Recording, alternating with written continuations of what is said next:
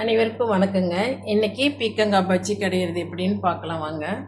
Oil ஊற்றிருக்கிறோம், வெங்காயம் போட்டுக்கலாம். காரத்துக்கு தேவையான பச்சை மிளகாய், ஒரு 2 கருவேப்பிலை போட்டுக்கோங்க.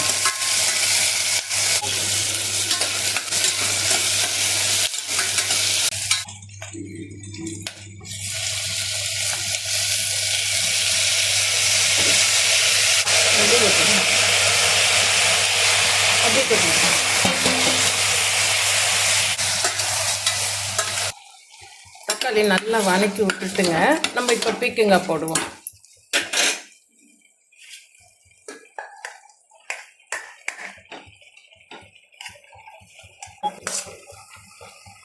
போட்டுங்க, பக்கன்னு போட்டு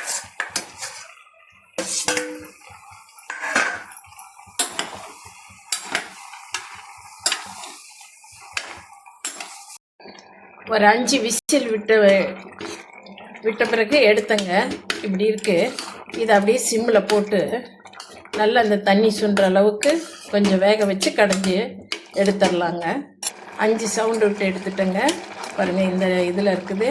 கொத்தமல்லி தழை போட்டு சிம்மில் போட்டு இந்த கொஞ்சமாக தண்ணி வடிஞ்சோன்னா நல்ல ஒரு கடையில் கடைஞ்சி வச்சுட்டோம்னா சுவையான பீர்க்கங்காய் பஜ்ஜி ரெடி. இது மாதிரி நீங்களும் செய்து பாருங்கள். பிடிச்சிருந்தால் லைக் பண்ணுங்கள், ஷேர் பண்ணுங்கள், சப்ஸ்கிரைப் பண்ணுங்கள். தேங்க்யூ.